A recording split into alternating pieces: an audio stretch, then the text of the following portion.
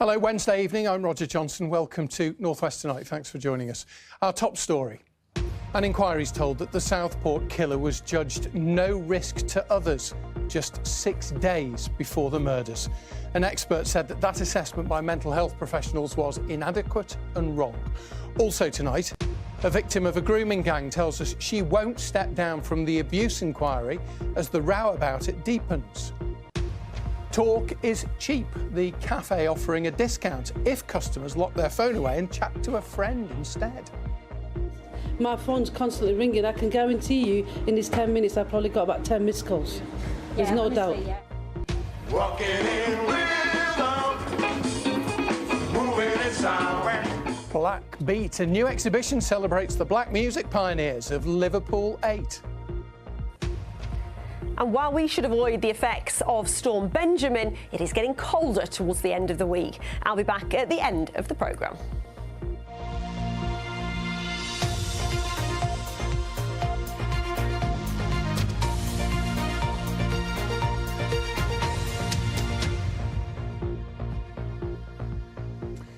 The public inquiry into last year's stabbings in Southport has heard that just 6 days before the attack, the killer was assessed as posing no risk to others.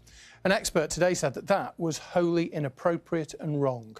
The inquiry also heard the killer's father said his son was a victim after he was excluded from school for carrying a knife. Live to our Merseyside reporter Andy Gill. He was at the hearing at Liverpool Town Hall today. So tell us, Andy, first more about what was said about that mental health assessment just before the attack.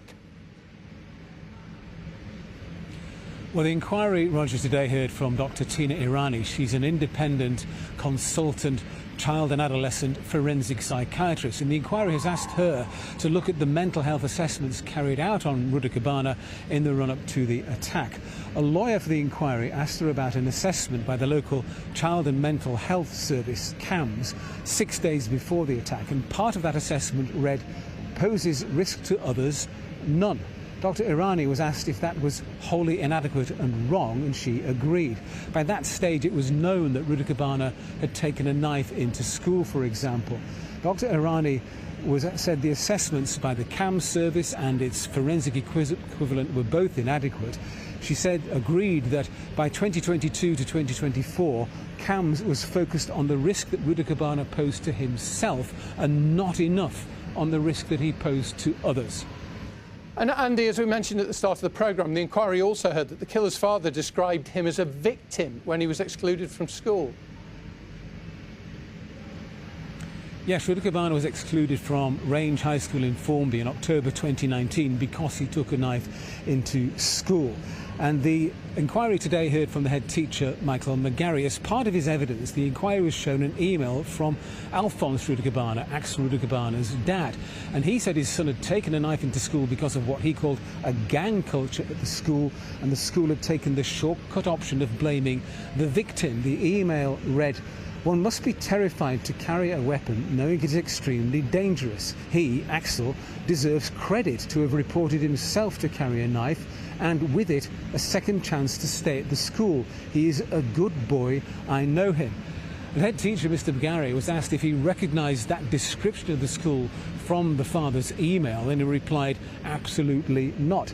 Mr. McGarry said he didn't think that Axel Rudder Kebano was being bullied at school, and he said that when Axel was excluded, he showed no regret, remorse or emotion. The inquiry continues tomorrow. Andy, thank you very much. Andy Gill there, live for us in Liverpool. Now, let's get more on the controversy about the government's inquiry into grooming gangs, because a survivor of abuse from Oldham, who is on the victim and survivor panel of the inquiry, has criticised some of the others who've stepped down over the last day or so. Samantha Walker-Roberts, who's waived her right to anonymity, has called for the government to widen the inquiry's scope so that victims of other types of sexual abuse are not silenced. Samantha was abused by a grooming gang and other men. She has no intention of stepping down, as Phil Cunliffe reports. Sam Walker-Roberts is among the survivors who originally called for an inquiry into grooming. She refuses to be beaten by her abusers who stole her childhood. From the age of 8, she was raped by men and older boys that she met through school friends. It leads you to get complex PTSD.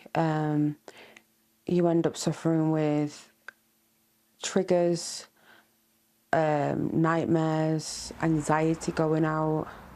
In 2006, when just 12, she was driven around Oldham and abused by as many as 9 men in 3 different grooming gangs in one night. Only 1 man was ever jailed. Another was charged with rape, but disappeared. Being in the wrong place, wrong time, I was picked up by a taxi thinking I was safe and I'd be being took home, but I wasn't. Sam was determined to fight back. 10 years later, she and her late husband went back to one of the streets that she was taken to gather evidence for the police from neighbours. But Sam says the police told them to back off and told neighbours not to talk to them. Sam was also raped as a child by someone that she met online. When she later tried to gather evidence against men who were actively targeting children in online chat rooms, she was labelled a vigilante. Us survivors were never listened to as a child. We was believed to be liars or, like you said, attention seekers, but in reality we wasn't. It was us trying to seek support and help. Today, the Prime Minister, Sir Keir Starmer, defended the inquiry's progress into grooming after 4 survivors quit over concerns that their voices were being silenced. However, Samantha, who's on the panel, says she'll remain and disagrees with those who have resigned. This is our time now where we have our voices being heard. This is our one and only opportunity where this national inquiry is the first of its kind. The resignations has only just caused more delay and stress within the communities. We need to keep working together, pushing for what we want and fight so all survivors can be part of this. Sam has also called for the government to widen its scope so that victims of other types of sexual abuse, not just grooming, are not forgotten about. This is about all victims and it should cover all forms of CSE. We've never had a national inquiry like this before. They keep comparing the ICSA report, but that was led by the government with no involvement from survivors and done with the Truth Project. There's no format or plan of how this is going to go, so we can create this however we want now. And this needs to be a full national inquiry into CSE led by survivors and given the full statistics of all types of child abuse led by us. Despite Sam's efforts to hunt down her abusers, only 2 men have ever been convicted. I'll keep pushing until this inquiry gets announced, and I'm praying that the government will take my side and say that all survivors should have a voice, and this inquiry will cover in depth all different times of sexual exploitation or abuse. Phil Cunliffe, BBC North West Tonight. And our thanks to Sam for speaking to us. Now, hundreds of surgeries have been cancelled at a Wirral hospital after it's run short of surgical instruments. Arrow Park Hospital in Birkenhead's declared a critical incident due to technical issues with its sterilisation department. An internal staff email seen by the BBC says the trust has bought new surgical equipment and borrowed instruments from neighbouring hospitals to try to ease the problem. Manchester Pride has announced that it's gone bust, with thousands of pounds still owed to performers and suppliers from this year's event. In a statement on Instagram, bosses say the charity has started the process of voluntary liquidation. The Charity Commission said last week it was assessing concerns about Manchester Pride after it submitted a serious incident report relating to its finances. A coroner in Cumbria has called for a change in the system which allows drivers to self-refer if they have medical conditions which affect their ability to drive. The Assistant Coroner Robert Cohen has written to the Department for Transport after 3 people in the county were killed by drivers who'd lied about their fitness to get behind the wheel. The government says that it is reviewing the law. Let's have a look at some of the other stories that people are reading online from BBC News Tonight. And a Cumbria man whose 9-day-old son died due to hospital errors is motorbiking across Vietnam on what would have been his son's 17th birthday. James Titcombe's raising money for the maternity safety charity Baby Lifeline. Declining pupil numbers mean that Ormskirk School's 6th form may have to close. Endeavour Learning, which runs it, says only 35 students have signed up. And a new film inspired by the Liverpool comedian John Bishop's first gig has been made. It's directed by the Hollywood star Bradley Cooper. John says it's weird but brilliant to be in a film. Find out more, bbc.co.uk/local news or on the BBC News app. He's not literally in it, but it's based on his first gig. Now, this week, we've been looking at the increasing number of people from the Northwest who are going to Eastern Europe, and particularly to Bulgaria, to study medicine. Today, we're looking at what happens after graduation. Currently, the NHS treats UK and overseas medical graduates the same when it comes to job opportunities, something you may not have realised, but that could be about to change. And in the last of her reports from Plovdiv, here's our health correspondent, Jill Dummigan. Studying medicine abroad is big business, not just in Bulgaria, but around the whole of Eastern Europe. The countries that we work with are Bulgaria, Romania, Georgia, Latvia, Poland. Hamza graduated from Plovdiv last year and spends most of his time working as a dentist in Chorley. One of the corporates, they actually came down to Bulgaria and they were trying to recruit us at that point. So they came to you they in came Bulgaria? to us. Yeah, they came to us in Bulgaria. And why would they come all the way to Bulgaria to recruit dentists? Why not just go to Manchester or London? I think personally it's probably because of the vast practical experience we get here in Bulgaria. Most of the UK students here are ultimately planning to go back to Britain. In the case of the doctors, to get a job in the NHS. That is our home, it's our place of birth. And we want to be in and around our families, but also being able to work and utilise our medical degrees. I definitely do want to go back to the UK and work at the NHS. That was the main goal. But it may not be that simple. Currently, when it comes to jobs and opportunities in the NHS, doctors and graduates from overseas universities are treated in exactly the same way as graduates from UK universities. But that could be about to change. Because all doctors at the start of their NHS career can face big problems getting a first placement and particularly getting onto the next step, speciality training. This month, the Doctors' Union, the BMA, voted to strike over the lack of opportunity. And one of the issues under discussion is the high number of doctors now coming from overseas. Last year, they made up 68% of all new doctors. Many rich countries chose for decades to underfinance medical training. They have decided to rely on attracting doctors and nurses trained abroad. The BMA wants UK graduates to be prioritised for speciality training, and the Health Secretary Wes Streeting says he agrees. But this could mean British students studying abroad would also be looked at less favourably. It's quite a topic of frequent discussion, especially as the years go on and we get closer to that stage. It is quite scary. It does raise a lot of anxiety within the students and myself. But the NHS also has difficulty keeping hold of medical staff. Last year in the North West, 1 in 10 left, although that was actually better than the year before. And that's an issue being repeated in many countries. So I would say that in the next decade, nurses and physicians will be among the most valuable assets in global markets. As the world's population ages, the NHS is competing with everywhere else to attract the same people. The demand for doctors and dentists, not only in the UK, is a lot. It's all over the world. I don't see it slowing down. I think it's going to expand further and further.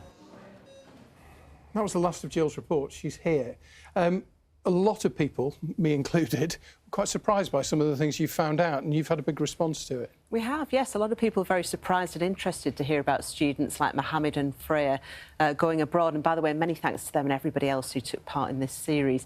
A lot of people surprised, though, that new doctors also can struggle to get jobs in the NHS. And just to explain, they first have to get a 2-year foundation place, and then after that, the speciality training place. As you heard there, those jobs are available internationally, and UK graduates can't be prioritised. And that's because in 2019, the government relaxed the rules because we had a big shortage of medical staff at that point. Worth noting, of course, that the NHS just couldn't function if people weren't prepared to come from overseas to look after us here. But the British Medical Association says it's now the situation that many UK graduates are struggling to find jobs. Also worth remembering that it costs about £250,000 to the state to train each one here. So a change is back on the cards, but how that affects those British medical students studying abroad, no one yet knows. Jill, it was really interesting. Thank you very much indeed. Jill Dummigan there.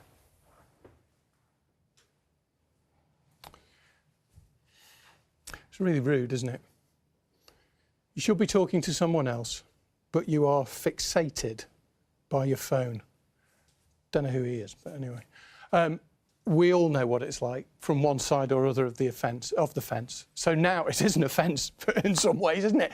Looking at your phone when you should be talking to people. But a cafe owner from Preston is so enraged about it, maybe, they're knocking 20% off customers' bills if they hand in their mobile for the duration of their visit. And he wants people to talk to each other instead.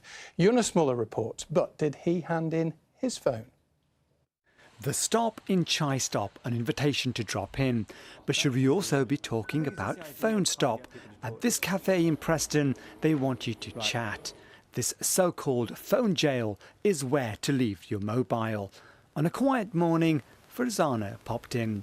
This is my only 10-minute break I get, so I'm switched off completely. Come in, have a brew, go back. Doesn't it feel a bit odd not having your phone with you, though? It does, but it's good sometimes. You need it. In return, you get 20% of your total bill. The owner is Usman Hussain. You know, say if we've got students coming in trying to do their work, or if you've got self-employed or business owners, you know, they just want to knuckle down, get some work done, they'll be in their laptop and doing their phone. That's sort of a separate reason to come in here. But when you're gathering with family, when you're gathering with friends, and as soon as everyone sits down at the table and they've already ordered, everyone's straight away on their phones, and you can see, like, there's not really much mixing going on, no connecting, and that's what I'm trying to avoid. Some did keep their devices because they said families needed to stay in touch. But on the next table, there was plenty of conversation. My phone's constantly ringing. I can guarantee you in these 10 minutes I've probably got about 10 missed calls. There's no doubt. Yeah. So it's just nice to put it away and just have that, even if it's half an hour, you know, to meet up with a friend and just have that time out from the phone. Iqbal Vali is a former policeman. The phone jail also appealed to him. Do you ever get annoyed when somebody uses their phone in front of you when you're chatting to them? Yes. Straight away, yes. Why? Because, you know, it's what I'd term as ignorance. You know, the priority is the face-to-face conversations. And when somebody sort of picks up a phone, I think to myself, you know, they're not interested in talking to me. And one takeaway customer said the idea will make her eat in next time. I'm definitely waiting till me and my husband can come for a breakfast date, and we'll have to talk about something other than the kids because it's that's our time together. That's our only chance we get over breakfast. Before you go, collect your phone and, of course, settle up. Using your phone again is welcome. Yunus Muller, BBC North West Tonight, Preston. Yeah, you can use it to pay, of course you can. Right, my phone is safely stashed away. All my attention's on Ian, who's here with the sport. We're going to hear from the new Blackpool boss in a minute, but first, looking back and looking forward in the Champions League. Yeah, we're going to talk about Liverpool. These are tough times for the Reds. We analysed their flaws on Monday after defeat to Manchester United as they lost for the 4th time in a row. Surely it won't become 5 in a row at Eintracht Frankfurt in the Champions League tonight. Well, this was Arne Slot's side training ahead of the match. And if they do lose, it'll mark their worst run of defeats for more than 70 years. Liverpool are 17th in the massive 36-team Champions League table, having won 1 and lost 1 so far. Well, Manchester City are a side banging form, and they're now unbeaten in 3 Champions League matches, and at Villarreal last night ended their winless away run in the competition that had stretched back for more than a year. It was all pretty much wrapped up by half-time, with Erling Haaland scoring for the 12th game in a row, with captain Bernardo Silva doubling City's lead. Well, City go to Aston Villa in the Premier League on Sunday. It's been a miserable few days for our 2 championship sides. It's 2 defeats in a row for Preston North End, who lost 1-0 at home to Birmingham and dropped to 10th. Back-to-back defeats for Blackburn Rovers also. They were beaten 3-1 by Sheffield United and are now second bottom. Bad night, though, for Preston. It's fair to say they're a bit unlucky. Now, new Blackpool manager Ian Evatt says returning to the club where he spent nearly 7 years as a player feels like destiny. The former defender, who's been out of work since leaving Bolton Wanderers 9 months ago, takes over a side bottom of the League One table. Earlier on today, I spoke to him. There's a familiar face back at Blackpool, and Ian Evatt's hoping for a successful homecoming. Here you are, home for you, I guess. The fans are delighted. How happy are you? Yeah, I'm really happy. To be honest, I'm struggling to stop smiling at the moment. I just feel so comfortable here. Obviously, the club's changed, but I don't think the fan base has changed, and the fan base want to be excited and I'm looking forward to trying to do that for them. As a player, Evatt made more than 250 appearances for the club and was part of the side that reached the Premier League in 2010 under manager Ian Holloway. Certainly seemed an inevitability that you would return here, given your hero status, given that you were available, given they needed someone to lift them up the league.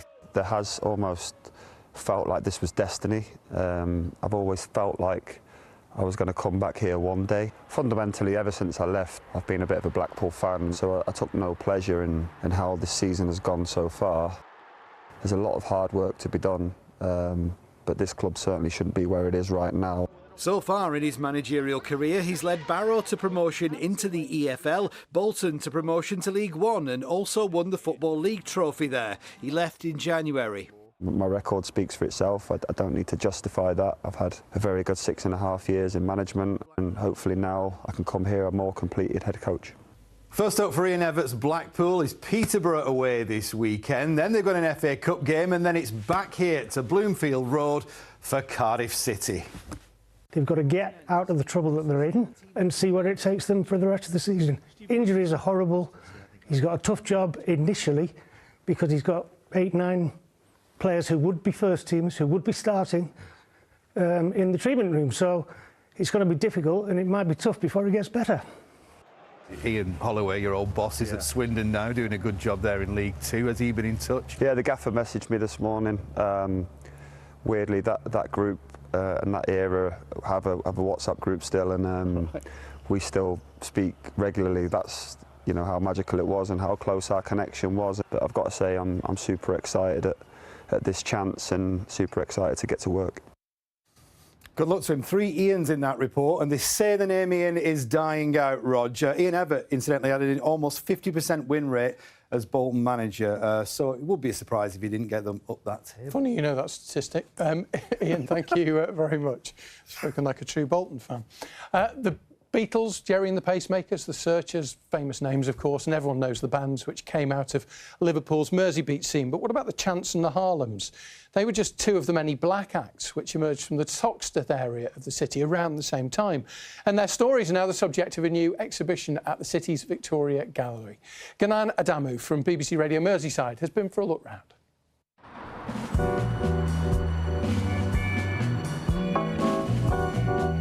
This is Lodge Lane in Toxteth, Liverpool 8, where I grew up.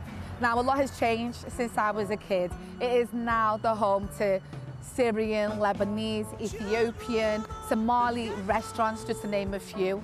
But it is the rich African-Caribbean past that is being celebrated in the Victoria Gallery and Museum.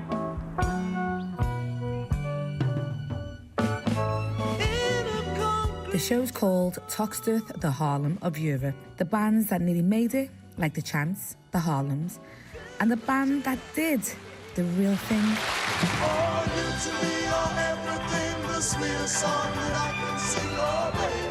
The Beatles and Merseybeat dominated pop music in the 60s, but their black counterparts found it difficult. British record companies wasn't interested in black British performers and groups and singers. So it was hard times to try and break into mainstream music, you know. Ladies and gentlemen, for the Harlems, all Liverpool boys, opportunity knocks. Thank you. Sugar Dean's band, the Harlems, eventually got a record deal, but never cracked the charts. They faced discrimination in their own city, playing gigs in the same nightclubs that would have banned them as customers, and playing US air bases in England was a challenge. Entertaining them troops that were before they went to Vietnam. There was segregation at that time, so you could not sit over there because the sign says whites only, the sign says coloured, you have to sit over there. I got into so much trouble I wouldn't adhere to their rules. I said, I'm not in your army, I ain't going to do that. Ian Flanders was commissioned by the museum to take pictures of the stars of Toxteth's musical golden age as they are now. When I came to Liverpool, I never knew about the Chants. I never knew about the Chants until I was commissioned to do the portraits. Then I started doing my own research, and then I realised how influential they were amongst the other groups, even the unheard of groups in Liverpool, as well as the Beatles. Another legend being celebrated is Harold Phillips, known as Lord Woodbine, the Trinidadian musician who was one of the Beatles' early managers, even driving them to Hamburg in 1960. His daughter, Carol Phillips, GGG, became a singer and songwriter. I remember him singing to us when we were kids with his guitar and singing stuff to us, and we'd be singing like calypso stuff, what we heard him sing when we were little, you know. So I absolutely love this picture of the real thing, and you know, I interviewed them many, many times. One of my favourite songs of theirs is actually called Children of the Ghetto.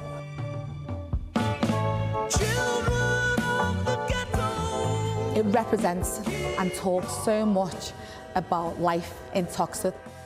For Sugar Dean, the exhibition is the culmination of the work he's been doing for 40 years to keep the stories alive. That many entertainers from that one area, you know, and it must have been at least 35, 40 years ago, I was thinking about this and I thought, you know, for all the talent and all what we've done and the pressure we've took trying to break into the industry, people need to know about it.